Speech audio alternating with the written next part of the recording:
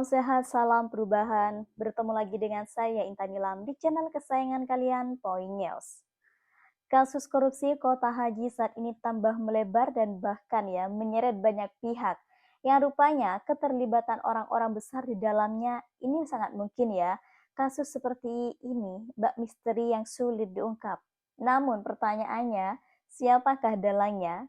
Komisi Pemberantasan Korupsi KPK terus mengusut kasus dugaan korupsi dalam pengelolaan dan pembagian Kota Haji tahun 2024, tahun 2023 sampai 2024. Nah, salah satu pihak yang kini menjadi sorotan adalah Fuad Hasan Masyur, yang merupakan pemilik Biro Perjalanan Haji dan Umroh ternama yaitu Maktur. KPK resmi menggeledah rumah pribadi Fuad Hasan setelah sebelumnya ini menyasar kantor pusat Maktur di Jakarta.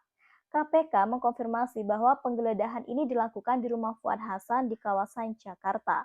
Bahkan KPK sudah mengkonfirmasi bahwa penggeledahan dilakukan ini pada awal September 2025 dan disaksikan oleh pihak keluarga. Juru bicara KPK Ali Fikri menyatakan bahwa kegiatan ini merupakan bagian dari proses penyidikan untuk pengungkapan pihak-pihak yang diduga terlibat dalam penyelewengan kuota haji tambahan dari pemerintah Arab Saudi. Nah, dalam perkara ini KPK mendalami dugaan jual beli kuota haji khusus kepada penyelenggara perjalanan ibadah haji non-resmi. Nah, salah satu indikasi keterlibatan Maktur adalah pengelolaan kuota tambahan yang dibagikan secara tidak merata dan tidak sesuai prosedur oleh Kementerian Agama. Dengan campur tangan pihak swasta, meski Fuad Hasan membantah terlibat dalam praktik jual beli kuota ini, sejumlah temuan dan pernyataan dari KPK ini menimbulkan keraguan terhadap klaimnya. Dalam penggeledahan di rumah dan kantor Maktur, KPK ini menemukan dokumen internal yang diduga berkaitan dengan pengaturan kota di luar sistem resmi. KPK juga menyatakan bahwa dokumen tersebut ini akan menjadi barang bukti penting. KPK bahkan juga mengungkapkan adanya dugaan upaya menghilangkan barang bukti saat penggeledahan kantor Maktur dilakukan 2 pekan sebelumnya. Jika terbukti, tindakan ini bisa menjerat pihak Maktur termasuk Fuad Hasan. Dalam pasal obstruction of justice, sebagian salah satu biro haji terbesar, Maktur kerap dianggap memiliki akses khusus ke kota yang sulit dijangkau PIHK kecil. Hal ini juga menimbulkan kecemburuan dan dugaan praktik oligopoli dalam distribusi kota. Banyak pihak yang menilai bahwa Fuad Hasan ini dan perusahaannya Maktur telah lama menikmati keistimewaan dalam sistem distribusi kota haji, khususnya kota haji khusus. Dengan reputasi salah satu biro perjalanan mewah, Maktur ini sering disebut-sebut mendapat kuota lebih besar dibanding travel lain. Ya, meski kerap tak sebanding dengan jumlah jemaah aktif, nah lebih lanjut, beberapa PIHK kecil ini menyerahkan ketidakpuasan terhadap dominasi Maktur dan segelintir travel lain yang dianggap memonopoli kuota tambahan setiap tahun melalui hubungan dekat dengan pejabat Kementerian Agama. Ya, meski Fuad Hasan mengklaim perusahaannya selalu menaati aturan, sejumlah laporan audit internal dan catatan pelaporan ke Dirjen PHU Kemenak menunjukkan adanya perbedaan antara jumlah kota yang diterima dan jemaah yang diberangkatkan oleh Maktur.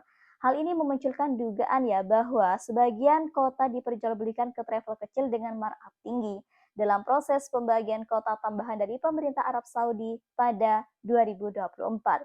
Maktur disebut sebagai salah satu pihak yang langsung mendapat jatah keputusan sebelum keputusan itu diterbitkan Dirjen PHU. Hal ini memunculkanlah dengan kecurigaan gratifikasi atau konflik kepentingan antara travel dan juga pengambil kebijakan di kementerian. Nah, kasus ini berdiri sendiri. Dalam pusaran korupsi kota haji muncul pula nama mantan Menteri Agama Yakut Khalil Qomas dan mantan status Menak Isfah Abidal Aziz yang juga dicegah ke luar negeri oleh KPK. Banyak pihak menilai ada jejaring politik dan oligarki bisnis yang bersinergi dalam mempergandakan kota ibadah. Ya, sebuah praktik dan oligarki bisnis yang bersinergi sebuah praktik yang bertentangan secara moral dan juga agama. Ya, meski Fuad Hasan ini belum ditetapkan sebagai tersangka, sinyal dari KPK dan hasil penggeledahan menjadi indikasi kuat adanya keterlibatan. Jika terbukti menerima kota secara tidak sah, menjualnya kembali ataupun berkonspirasi dengan pejabat untuk pengaturan jatah haji, maka Fuad Hasan ini bisa dijerat pasal 12 Undang-Undang Tipikor tentang gratifikasi, serta pasal 21 tentang obstruction of justice. Juga jika terbukti menghilangkan bukti. Kasus ini sekaligus menjadi ujian bagi KPK untuk membongkar dugaan mafia haji yang telah mengakar, serta mengembalikan kepercayaan publik terhadap penyelenggara ibadah haji di Indonesia.